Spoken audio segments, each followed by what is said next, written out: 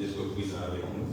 Serge, qui est un Robertin, il a fui Robert, mais il revient toujours, on le veut ou non. Donc, je dirais son cœur, je dirais ses enfants, ils sont revenus. Donc, le sourire échappé. En tout cas, merci à tous pour votre contribution déjà, puisque ce soir, à l'occasion de l'ouverture de la fête patronale de Robert, qui a déjà commencé, bien sûr, parce que ça a commencé hier, nous aurons à un peu faire les choses autrement. C'est-à-dire profiter pour se donner le temps d'une réflexion, d'une rencontre, d'un échange. En tout cas, autour de deux thématiques qui sont importantes et qui sont ces deux thématiques qui cadrent la fête patronale de Robert cette année.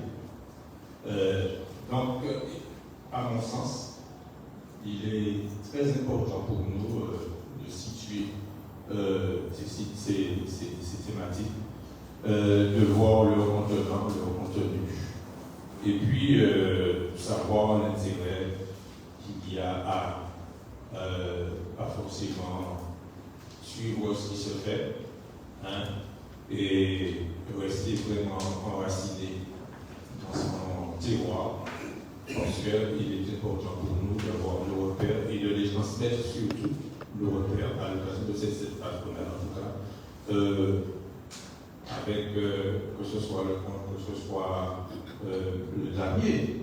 Et bon, peut-être que je laisserai la danse à Claude. Je pense qu'il est important pour nous de pouvoir transmettre cet héritage, quand bien même je ne sois pas en capacité de le faire, puisque mes compétences sont limitées à ce niveau. Je pense qu'il est important de transmettre cet héritage culturel que nos aînés nous cèdent progressivement, mais il faut être en capacité d'accueillir cet héritage. Donc aujourd'hui, libre cours, deux intervenants, un modérateur, pour parler ouvertement de ce qui est, je dirais,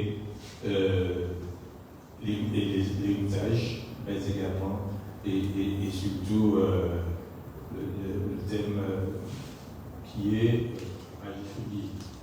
engagement solidarité, c'est moi-même je ne l'ai pas imposé, je l'ai proposé, et ça a été accepté. Engagement et solidarité, en tout cas, ce sont deux thèmes forts, et que nous avons à côtoyer tout au long de notre parcours, en tout cas, quel qu'il soit. Merci à tous pour vos réflexions, vos échanges, qui enrichiront en tout cas le débat, et peut-être permettront d'avancer dans une autre direction si l'on était besoin. Merci à vous.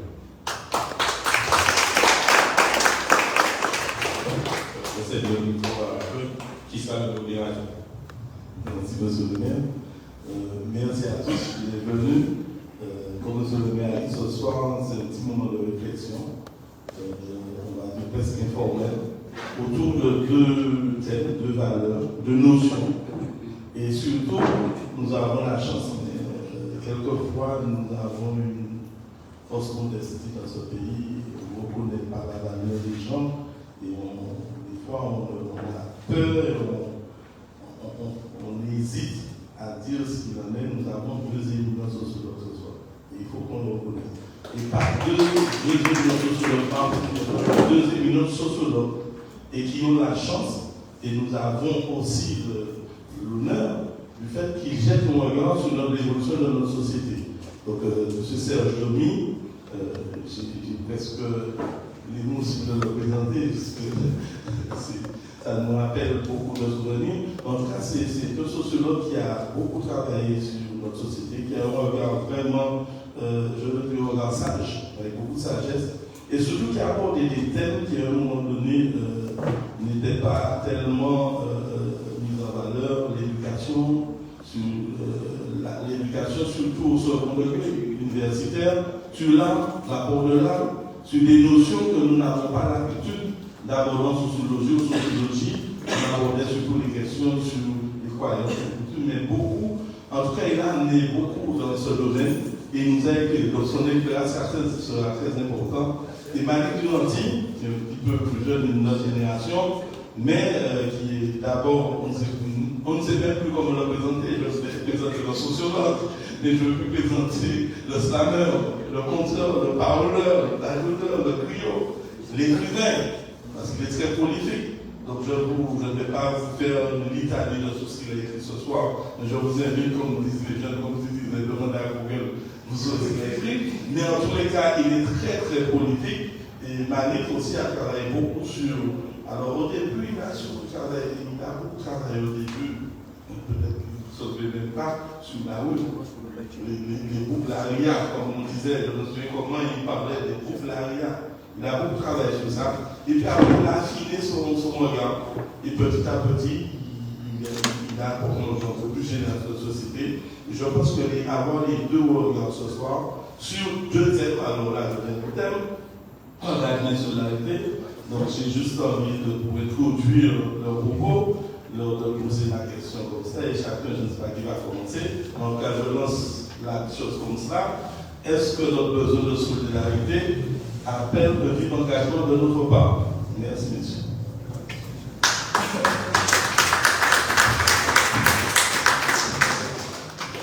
Est-ce que l'engagement de... Besoin crucial de solidarité appelle un engagement de notre part. Besoin de solidarité en extra. Je voudrais d'abord vous dire combien il me fait plaisir d'être avec vous. Et puis en plus, j'aime beaucoup ça, c'est-à-dire que ces petits mouvements me contagient. Parce que souvent, c'est dans ces espaces-là qu'on a le temps justement de parler un peu franchement, un peu clairement des choses. Alors, je voudrais également dire que, du point de vue de la démarche, j'étais très, très content de voir cette initiative que vous prenez, c'est-à-dire finalement, autour de la fête, on place des thèmes, et autour de ces thèmes, on cherche à penser la relation entre la fête et ces thèmes. Engagement et solidarité sont deux thèmes finalement qui sont porteurs et souvent l'un encourage l'autre, l'un permet l'autre. Ce sont deux termes également qui sont très liés parce que peut-être la disparition d'un entraîne effectivement le déficit de l'autre. Mais ce qui me paraît encore plus intéressant dans votre initiative, c'est que ça se fait au moment où justement on amorce la fête du Robert, c'est-à-dire la fête. Donc finalement, fête, engagement et solidarité. C'est autour de ce triptyque-là que je vais un petit peu vous proposer un certain nombre d'éléments de réflexion. Parce que, en fin de compte, la fête est aujourd'hui quelque chose qui peut dynamiser, mais c'est quelque chose aussi également qui peut imploser une communauté. Et ce qui est extrêmement intéressant dans notre histoire, c'est que justement, on va voir une évolution de cette dimension-là de la fête. Au départ, c'est-à-dire qu'en fin de compte, quand notre société véritablement se constitue au lendemain donc, de l'occupation coloniale, donc avec effectivement au concert et au cœur des choses l'esclavage, et au cœur du système esclavagiste, les habitations.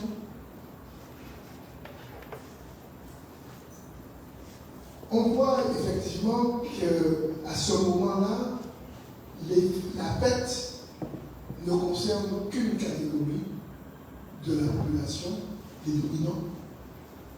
Les dominants qui imposent justement à ce moment-là une certaine perception festive.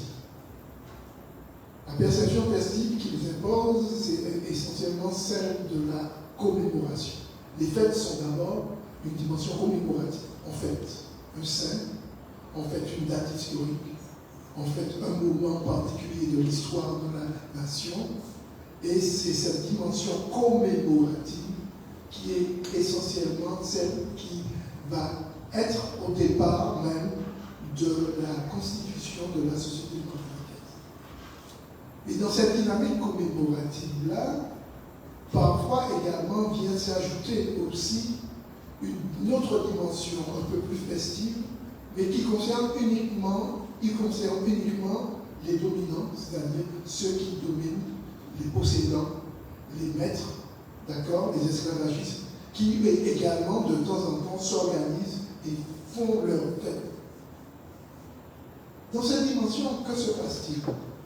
Il se passe en fait la chose suivante, c'est que nous, c'est-à-dire que nous les enfants des esclaves, nous esclaves, nos ancêtres, ils sont dans la fosse en train de regarder. Ils sont de l'autre bord en train de regarder. Alors c'est vrai qu'à un moment donné, dans l'évolution historique, on va voir aux alentours du XVIIe siècle, comme les nègres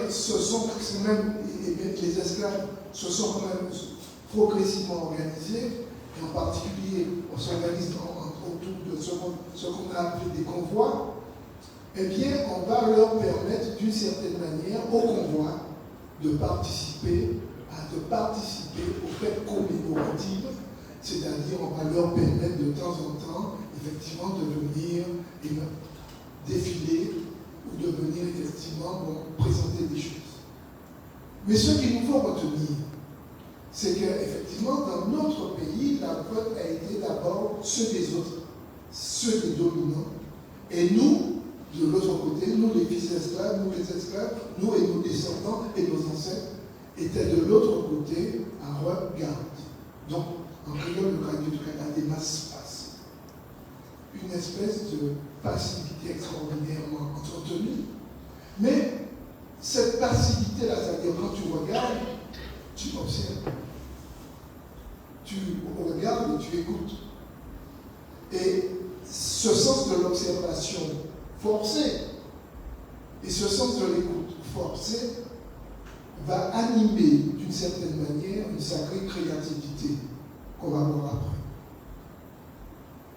Donc, il est important de bien comprendre ça. C'est-à-dire que finalement, la fête chez nous a été d'abord celle-là, la fête des autres, la fête des dominants, et effectivement les autres ont regardé. Et puis, deuxième étape, au lendemain de l'abolition de l'esclavage, un certain nombre de choses se passent. Les nègres quittent les habitations. Et encore enfin, ils s'installent où? Ils s'installent dans les bords. Ils s'installent où? Ils s'installent dans les bords de mer. Ils s'installent où? Ils s'installent effectivement aux alentours des bourgs et aux alentours des villes. C'est-à-dire que finalement, l'éclosion de l'habitation va entraîner justement une installation éparpillée effectivement des anciens esclaves ou des nouveaux citoyens, parce que n'oublions surtout une chose aussi, c'est qu'au lendemain de l'esclavage, les esclaves sont citoyens. Et donc, de ce fait, bien évidemment, ces citoyens en termes juridiques, mais l'espace dominateur demeure. D'ailleurs, 70 va prouver très fortement. Mais c'est vrai. C'est-à-dire qu'à ce moment-là, cette espèce de multiplication, de l'installation donc, de la population, et particulièrement des anciens esclaves dans tout le territoire de l'île, particulièrement dans le Liban, particulièrement sur les bords de mer, particulièrement à l'entrée des communes, particulièrement sur les bords des villes. Ceci va entraîner une dynamisation de la vie sociale. C'est-à-dire que les gens vont commencer justement à s'organiser pour faire des choses. Mais ceci se passe en même temps d'une autre dimension extrêmement importante. C'est que la vie familiale, la famille va se constituer fondamentalement, mais les familles se constituent fondamentalement autour des femmes. Ce sont les femmes qui sont exactement celles qui vont faire famille. Pourquoi? Parce que la famille, c'est-à-dire donc effectivement, est devenue au lendemain de l'abolition. Parce qu'avant l'abolition, les femmes refusaient de faire des enfants. Avant l'abolition, beaucoup de femmes, effectivement, avortaient et pratiquaient, de manière très forte, des pratiques abortives. C'est-à-dire, effectivement, on n'a pas fait à l'esclavage. C'est n'est qu'au lendemain de l'abolition qu'on va voir justement s'encourager et sanctifier de manière extraordinaire d'ailleurs la natalité donc les gens commencent à faire des enfants. Et à ce moment-là, constituent famille. Mais les familles sont essentiellement des familles autour. C'est elles qui font. Pour X raisons que je ne vais pas démontrer ici, mais parce que souvent la famille c'est-à-dire avoir des enfants, c'est peut-être que la famille a été le premier territoire libéré de la famille. Avec elle, ses enfants et sa case, etc., eh bien, elle commence à se sentir quelqu'un. Elle commence à se sentir que dans la vie, elle donne à sa vie un sens, une existence et une densité. Et puis, cette espèce de vie civile qui se développe là, va se faire avec des familles souvent où la famille, c'est pas une famille, papa, maman, c'est pas vrai, puisque sous Bougla, c'est Bougla qui sont entrés sortis. Par contre, effectivement, même si les hommes changent, ou même si les compagnons s'enfuient, elles demeurent avec leurs enfants, tout le monde. Et que se passe-t-il? Une forme de solidarité extraordinaire va naître autour de ce que notre colloque martiniquais appelle la famille étendue, élargie.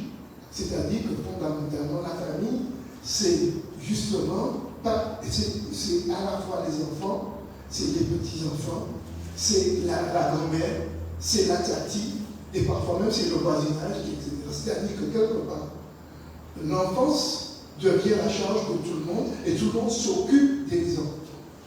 Et cette dimension-là, c'est-à-dire de la va initier dans notre démarche, dans la vie sociale, va initier justement une dynamique où finalement la fête va prendre sa place. C'est-à-dire que les familles pauvres, les familles organisent la fête. Parce que la fête devient effectivement un moment, et tu on va prendre un rouspel. Un moment, et dit on lâche. Un moment, et dit on oublie.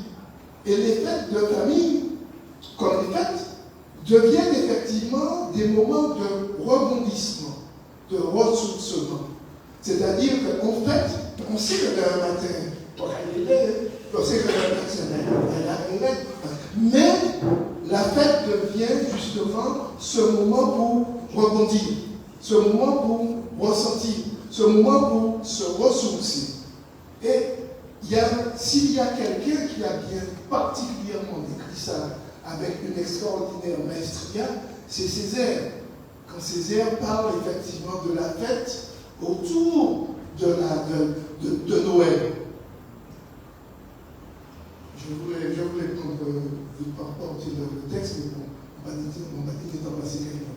Mais donc, mais Césaire, effectivement, la description est extraordinaire.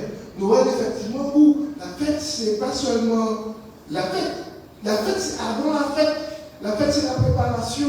La fête, c'est ce qui vient avant. La fête, c'est les enfants qui font des petites choses. Cette dimension festive-là, telle qu'elle nous la connaissons, parce qu'elle est quelque chose qui participe de la reconstitution des gens, de la reconstitution des liens, est devenue quelque chose d'essentiel.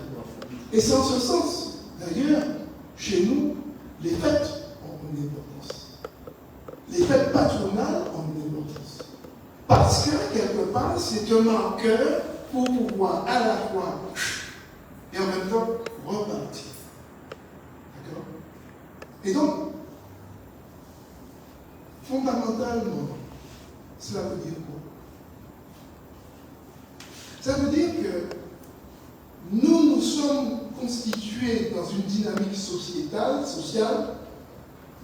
à travers un festif, mais ce festif nous implique et nous amène justement à quoi? Eh bien, à développer des liens, à développer de la solidarité, à développer de l'engagement. Et il y a en créole, la notion d'engagement en créole est une notion extraordinaire. Engagement, en créole, il y a plusieurs expressions. Engagement pour dire, on peut dire engagement en disant, les gens étaient là avant moi là. On ne va pas faire marche arrière.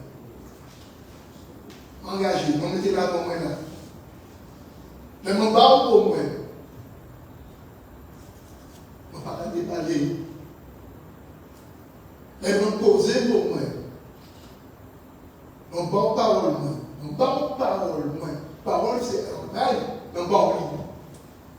Effectivement. Donc la notion d'engagement chez nous est une notion extrêmement forte parce que dans cet engagement, dans cette notion-là, il y a le respect de soi, le respect de la parole et le respect de la relation.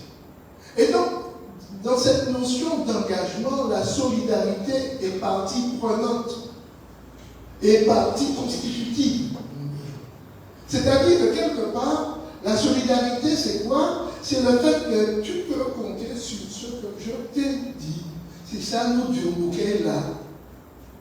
Et donc, ce que je veux dire par là, c'est que cette dimension festive, telle que nous la développons, et telle qu'elle est née effectivement dans notre processus historique, dans notre trajectoire historique, a une puissance de redéploiement, de régénérescence, de donner de la force intérieure au peuple qui est extraordinaire. Et c'est ça qui est important aujourd'hui de comprendre et de ne pas perdre, et de ne pas perdre et d'entretenir. Alors, dans la vie moderne aujourd'hui, depuis maintenant une soixantaine d'années, une cinquantaine d'années, il y a d'autres éléments qui vont apparaître et qui vont donner justement à la dimension fête et à la dimension solidarité, à la dimension engagement, de nouvelles configurations.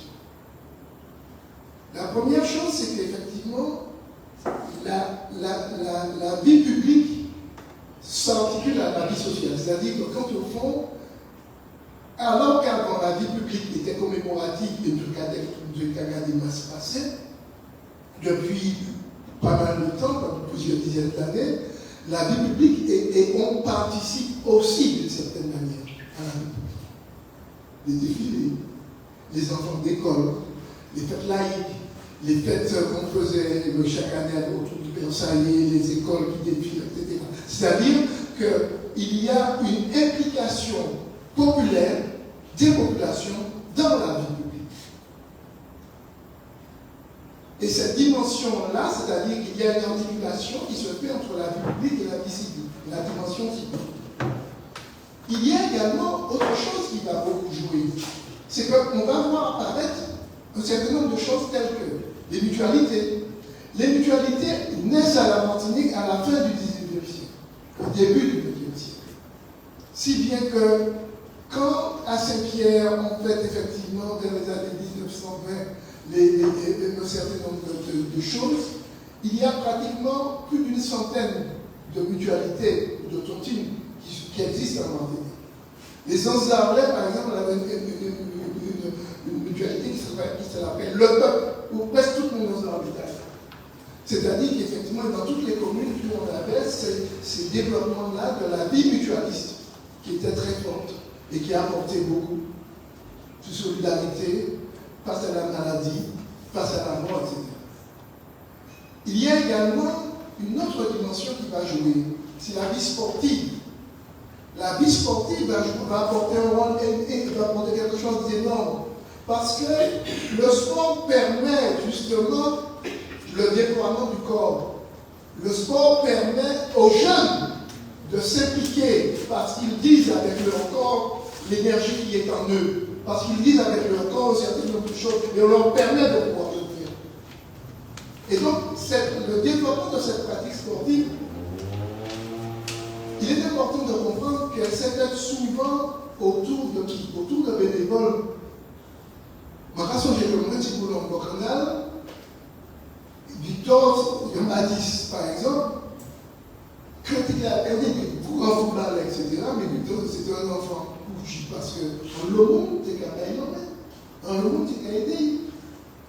C'est-à-dire qu'il y a eu, et on en a comme ça pour toutes les équipes de foot, pour toutes les équipes sportives, on a vu effectivement apparaître le développement sportif autour de eux, mais autour également d'un certain nombre de grands noms qui, quand la locale, qui a soutenu à chance des parents. Mon frère qui m'a fait une cherche, mon frère si, mon frère ça, etc. Même mon frère pensait qu'on partait, etc. C'est-à-dire que cette vie sportive-là a été quelque chose d'extrêmement important parce qu'elle a permis une articulation intergénérationnelle très forte. Et ce qui est extraordinaire, c'est qu'au niveau du Robert, du François, mais au niveau de la Lyon, c'est justement cela. C'est-à-dire combien, si on qui est depuis un jeune, c'est un péché.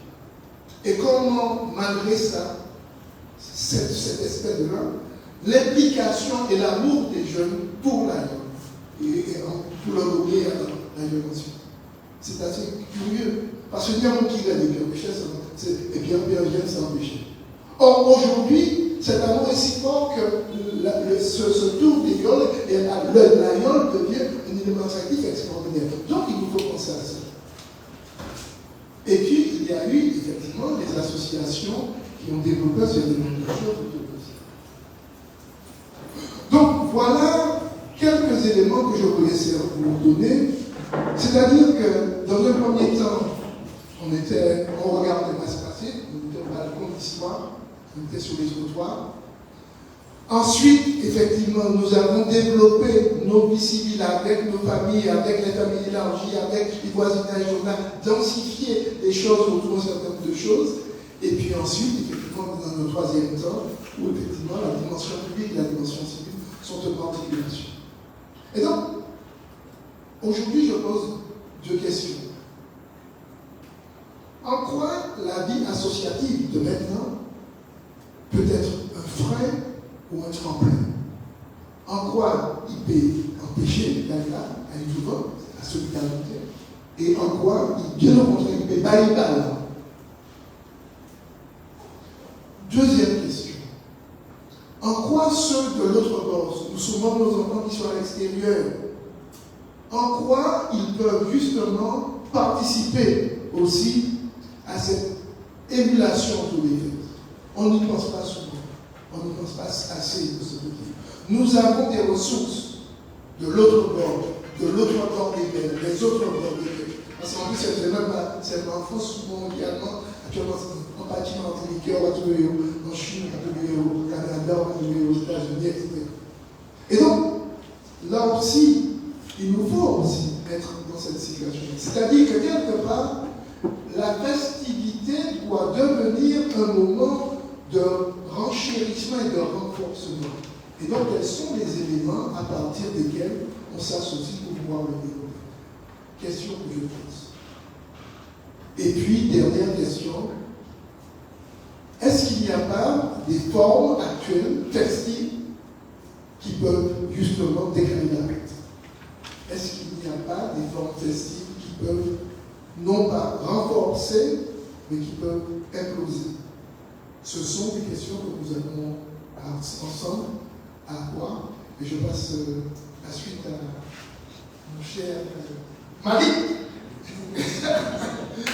qui va, non pas seulement Malik a une particularité, Malik est un enfant qui a beaucoup regardé la rue, a beaucoup appris effectivement dans cette dimension-là. Et quelque part, ces jeunes sociologues-là apportent un complément parce que nous, on est un peu théoriciens. Et puis, il y a une bagarre. Merci.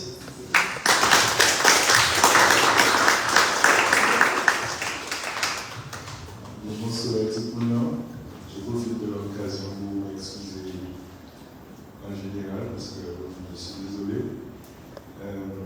Je suis encore sous l'effet de l'intervention de Serge qui est très profonde, on va dire, on pourrait dire, si la solidarité d'une science de notre société, c'est que tu as développé une espèce d'épistémologie de ce développement-là. Et je vais essayer de mettre le doigt sur quelques éléments pour compléter un peu le propos, histoire qu'on puisse ouvrir la discussion.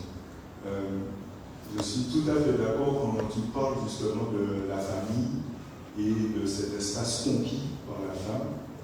Souvent, j'aime beaucoup dire que le droit qu'on a gagné, le droit premier qu'on a gagné à l'abolition de l'esclavage, c'est celui de faire famille.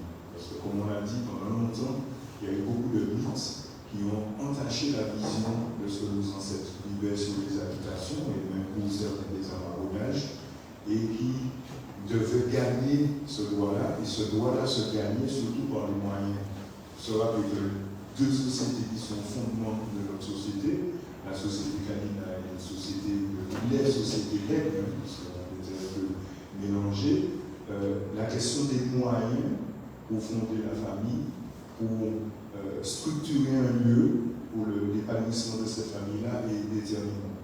Et effectivement, l'abolition de l'esclavage, mis à part la quantité d'anciens esclaves, alors j'aime bien, je préfère le captif parfois, le captif sur la plantation, qui avait droit à un petit carré pour pouvoir vivre dans cet espace-là, qui est un espace clairement régulé et privé. D'autres ont pu acquérir des terrains ou s'installer dans des endroits qui n'étaient pas, on va dire, productifs pour le colon. Donc c'était des endroits qui, pour lui, n'étaient pas valorisables, etc. Et à ce moment-là, les familles ont commencé à structurer. Alors, pour revenir en complément avec le propos, on voit arriver ce qu'on a appelé la cour, qui sont des endroits où effectivement cette famille là prend tout son sens. On a des fois le voisinage. Et ce qui est intéressant avec le Lapou, c'est qu'en même temps qu'il structure, qu'il donne une architecture au monde populaire, au monde libre, en même temps il est un point de jonction entre les lieux d'attractivité publique, donc les villes qui ont été érigées par le dominant, mais aussi l'arrière-pays. C'est-à-dire à la fois, par exemple, que ce soit à Fort-de-France ou bien même européen, les mouvements qu'on a déplacés à chercher de bonnes, et souvent c'est des réseaux familiaux de l'arrière-pays qui continuent d'exister aux abords des différents bourgs, de centre-ville, etc., et qui permettent une circulation, vous voyez, d'une certaine économie symbolique. Et ça, c'est important de le dire parce que, en mettant tout de suite le thème de la fête dedans, moi souvent j'aime dire qu'une fête, c'est un moment d'économie symbolique qui est très fort. Vous regardez dans n'importe quelle ex-colonie, la fête, c'est vraiment un moment où le milieu populaire va pouvoir faire gagner une année. Il n'y a pas si longtemps que ça, au moment du carnaval de Fort-de-France, il y avait un gros débat sur les pacotilleuses, les vendeuses de pistaches, etc., pour savoir est-ce qu'on doit les taxer, est-ce qu'on doit mieux organiser ça, etc. Et moi, je suis de ceux qui disent, mais attends, on va essayer de choquer là. C'est dans son cycle de fonctionnement, parce qu'on n'est pas tous salariés, on n'est pas tous fonctionnaires, et que ce sont des choses qui non seulement aident une personne, mais aident aussi une communauté. Parce qu'on a parlé des titines, mais c'est vrai que par exemple, les femmes vont rapidement mettre en place le système du sous-sous, qui était vraiment le moyen de permettre à certaines familles d'investir, c'est-à-dire si on monte vous achetez en Saint-Gérard, et qu'à fond sous-sous, vous pouvez s'attraper l'argent femme, parce que vous ne pouvez pas tenir l'acheter à crédit, quand ça, c'est bien encore. Et oui, parce qu'on se laissait pas compte. Et puis par ailleurs, c'était aussi, on va dire, en quelque part, structurer une relation. Je ne sais pas si certains d'entre vous participent à un sous-sous, d'accord? Mais là où va par au loup, c'est pas parce que vous touchez le poignet, que si vous êtes à 12, vous pouvez retirer 12 mois. Avec les cheveux, vous pouvez tout donc, et là, vous voyez que c'est un modèle d'institutionnalisation hors cadre français d'une relation, d'accord, dans lequel il n'y a pas de profit, mais en même temps, il y a une relation et un engagement. C'est-à-dire, aucun engagé pour eux. C'est pourquoi, des fois, j'aime bien dire aux gens, parce que de plus en plus, on a la journée de la robe traditionnelle, etc. Et ce serait bien de rappeler aux gens toute la symbolique qu'il y a. Parce que quand la dame s'habillait, il n'y a pas de tout le monde. Quand elle met ses bijoux, elle n'est pas là en train de carrer pour être la plus belle, la plus lortée, bien entre guillemets. D'accord? Non, elle est en train de dire voilà mon potentiel d'épargne. Si on vous envahit, c'est moi pour vous. Ce n'était pas des trucs pour diriger de la richesse, l'or coïncidait à de l'épargne. Et cette épargne-là était basée sur le fait que cette dame-là avait une communauté de femmes autour d'elle qui étaient fixes et engagées. Donc derrière la relevé. D'accord? Alors, l'autre aspect aussi qui est intéressant dans cette logique, on va dire, à la fois de la fête, la solidarité et l'engagement, d'accord, c'est de voir comment il y a diverses institutions qui se sont construites depuis l'époque, on va dire, des militaires, d'accord, de la Joa, d'accord, qui étaient des éléments de régulation, donc qui jouent un jeu de solidarité dans les quartiers. C'est-à-dire, le premier qui repérait un intrus, c'était le major. Le premier qui réglait, qui modérait certaines situations, c'était le major. Et souvent, c'est sous la coupe de majorité. C'est-à-dire, le gars, il n'est pas là comme ça, parce que le mouvement qui savent tout faire là, c'est majorité. C'est lui qui a dans toutes ces bilans. Et là, ça me permet de faire une parenthèse pour dire qu'on utilise à l'opposé de son sens le mot de Milan et de macrinage. Parce que c'était des choses très discrètes. Et moi, souvent, j'aime dire, à un moment donné, j'ai travaillé sur le service social en Martinique, c'est notre premier service social. C'est le service social informel, d'accord, et qui permettait de mettre en œuvre une démarche de solidarité à l'époque de notre société qu'on ne retrouve plus, parce qu'elle a été métamorphosée par, on va dire, des usages de certaines obédiences religieuses. J'ose le dire, je n'aime personne, je dis ça gentiment. Mais qu'est-ce qui se passait? À une époque, dans le Milan, on va dire, vous savez, l'église, il y a une situation, ça va vraiment cher. Je suis toujours envie de manger, je commence à voir le moment de manger, j'ai commencé à faire manquer de priorité. D'accord? Et manquer de voyer en plat, l'église, il va rentrer. Vous voyez? Les choses se faisaient dans une certaine discrétion. Et à un moment donné, ça s'est renversé où être solidaire nécessite une reconnaissance. Vous voyez, cette problématique-là, elle est importante dans nos sociétés parce qu'à un moment donné, justement, nos relations n'étaient pas dans. Des fois, c'est vous qui va donner un bafé, pas dire rien. Comme disait son radical. C'est vous qui fait. Il était un petit peu en guette de l'école, on voilà, je dis non, mais il ne va jamais dire c'est vous. Vous voyez, il y avait cette discrétion-là qui nous renvoie à des sociétés vernaculaires qui sont profondément de nos sociétés. Mais aussi, on va voir par exemple apparaître à un moment donné, autour au départ des sociétés Bel Air, des groupes de Bel Air, qui organisaient des soirées Bel Air. Et les soirées Bel Air étaient un mouvement de solidarité, mais surtout aussi d'engagement. Au niveau de la ligne, c'est soi-même. Vous voyez, chacun ramenait un peu ce qu'il avait, et ça constituait, vous voyez, le fondement de départ des virtuels qui allaient être là, ou de l'organisation France en bout, ou des parles par la police, etc. L'autre aspect, c'est les paillotes, donc ils sont plus de la génération de certains qui sont là, où on allait danser, qui étaient des lieux d'échanges symboliques au point de vue économique et qui mélangeaient parfois plusieurs classes sociales qui se mélangeaient là. Et qui créaient aussi, par cette relation au dancing, des opportunités. Parce que c'est là qu'on faisait connaissance. Vous voyez? Aujourd'hui, on a un peu perdu ça dans notre société. Avant l'autre qu'à l'emporter, on va aller dans tel dancing, telle période. Au bout d'un moment, on connaît notre monde, nous présentez quoi et nous présentez quoi. Donc, on s'est identifié. Aujourd'hui, on va en soirée, pratiquement dans l'anonymat, il n'y a qu'à voir le monde de lumière à l'intérieur là. La puissance musicale, on ne passe pas les personnes, même si c'est pour Banon, on en a vu, c'est en tout cas moi, les grands forgivets. Je veux dire, c'est surtout à dire, on va réfugier, on se comprend. Donc, mais ce qui est intéressant, c'est cette création de réseaux. C'est-à-dire la fête, c'est un moment où on crée des réseaux. Si j'en vois par exemple la structuration de la commune de Robert, laissez la fête Robert, les quartiers descendent. Et de cette espèce d'autarcie qu'on a dans les quartiers, on a un point de rencontre, qui permet de créer des solidarités interquartiers par connaissance. Et c'est un peu ce que c'est aussi à travers le sport, parce que moi j'aime beaucoup il y a deux choses que je n'ai pas vécues. Il y en a une, je n'ai pas du tout regretté parce que je n'ai pas eu à faire le service militaire, je remplace. Mais j'étais en club sportif. Et la découverte du pays, la découverte de PAIRS, autre que ceux de notre réalité territoriale, passait à travers le sport.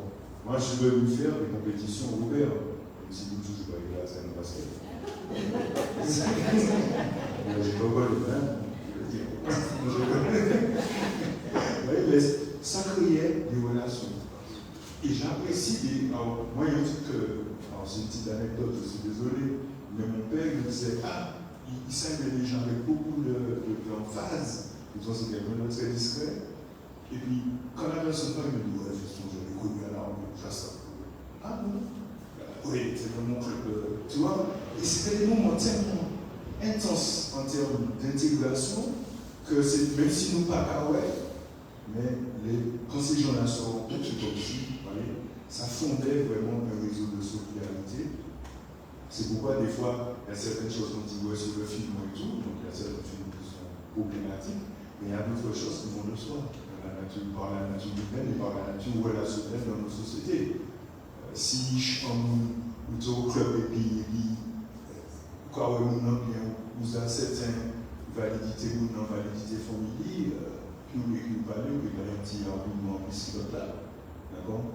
Alors ça c'est ça, et puis pour ne pas être trop long, parce que je veux que ce soit dans la dynamique du débat, la dernière chose que je voudrais voir, c'est la question du mode de nos modes d'habiter.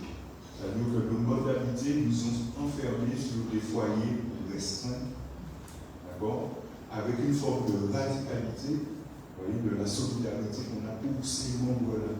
On a cette problématique-là dans l'éducation, d'accord, aujourd'hui j'ai eu des moments, pas Jean Média qui dans les chiots, l'école, tout ça, etc. C'est une forme de solidarité, mais très radicale, d'accord. C'est-à-dire, peu importe ça on dit, avant, vous voyez, il y avait ce rapport générationnel qui faisait que non, moi je parle à un adulte, quand tu es un enfant, tu restes à ta place, je ne veux pas mettre ta parole dans la balance avec un adulte, vous voyez. Et aujourd'hui, ça c'était des solidarités générationnelles. Pendant que je ne pas vivre vite, vous voyez, en grand monde, vous êtes toujours derrière ce que vous voyez, aujourd'hui, par exemple, ces logiques-là, qui sont des logiques qui participent à la fois à la solidarité, mais aussi à l'engagement, savoir à quel niveau on en est de l'engagement. D'accord? Donc moi, je serais gêné qu'à mon âge, on essaie de m'élever au-delà de mon aîné. Ce ne serait pas convenable. Vous voyez, parce que je le veux bien, je n'ai pas le même temps de vie que cet aîné-là.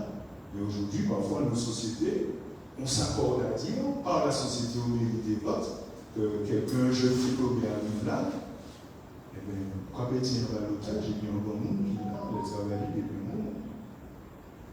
Alors, ils n'ont pas, comme tu disais, c'est juste comme les mêmes fondements sur leur connaissance et leur savoir-faire, leur méthodologie, mais les deux sont viables. Mais il y avait quelque chose au départ dans notre société, c'est qu'un aîné, tu le respectes, il nous vont, qui voulait lui parler. Il faut trouver une bonne stratégie pour y glisser sans en faire. Vous voyez, cette patience-là qu'on a dans le développement de l'individu, de son engagement dans la société, aujourd'hui, il a diminué. Et donc, on le voit beaucoup actuellement.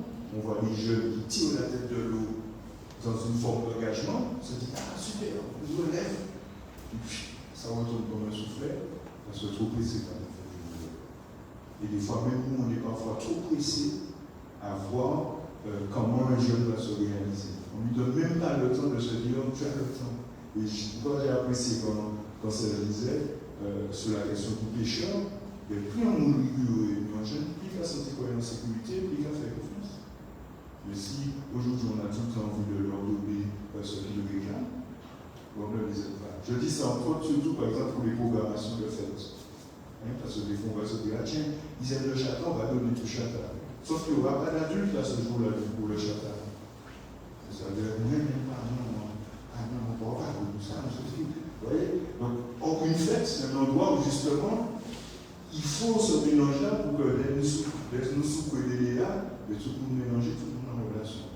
D'accord. Mais si on fait des choses à la carte, eh bien, au bout d'un moment, on aura des choses seront un peu sectorialisés, génération par génération, lobby par lobby ou autre.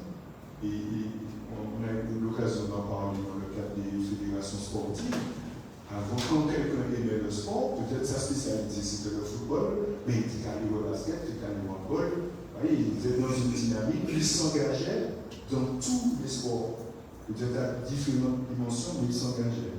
Alors, pour conclure mon propos, l'une des choses qui a mis à mal toute cette créativité autour de la solidarité et de l'engagement dans notre société, c'est la monétarisation de nos relations.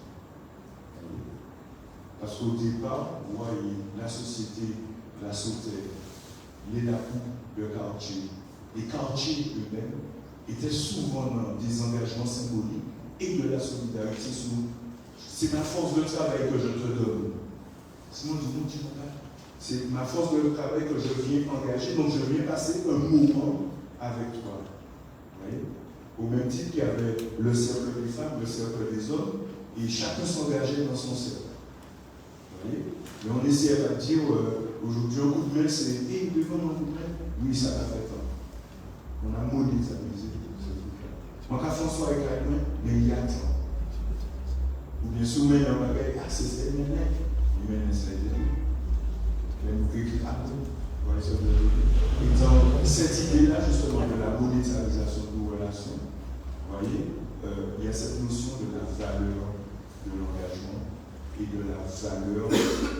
C'est pourquoi quand Serge pose la question sur les associations, c'est très problématique parce qu'aujourd'hui, on a des associations qui ne sont plus des possibilités d'institutionnaliser de l'informel de notre société au formel de la société qui nous domine, des groupements d'initiatives, mais ce sont vraiment des structures aujourd'hui qui doivent pallier au manquement de l'État à certains moments et qui sont sujets, à une compétition. Il faut que nous disions l'argent, appel à projet, c'est à nous de gagner l'argent. Et donc ça fait que le relationnel qu'il y avait avant entre les clubs, le foot, les clubs socio-professionnels, on a eu les clubs des cuisinières, etc., et aussi les clubs sportifs, tout ça, ça se perd parce que tout le monde est en course pour avoir sa subvention. Et que cette subvention-là, elle est donnée à travers un principe de compétition qui est basé sur la qualification et la capacité des individus à développer l'ingénierie de projet. Donc l'initiative populaire, vous voyez, et même, je vais plus loin, la décision, parce que nous devons parmi nous, je peux vous dire, la force qu'a veut faire de se dire, c'est la forme bien. Mon cas déclaré, mon travail dans l'argent pour le Tchèque, c'est plus tellement possible aujourd'hui. À la limite, on va aider cette association qu'on apprécie beaucoup à aller déposer son dossier et espérer avoir le financement qu'il faut. Voilà. Donc voilà en substance ce que j'avais à dire. Merci.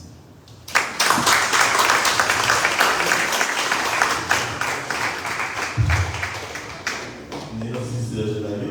Donc j'espère que vous avez compris que c'est un échange. La parole est ouverte, ils ont dit beaucoup de choses. Moi j'ai appris beaucoup, j'espère que vous aussi. Donc maintenant, le moment est venu, le temps, c'est le temps d'échange. Vous avez des questions, des remarques, des choses que vous n'êtes pas d'accord, vous êtes d'accord, peu importe.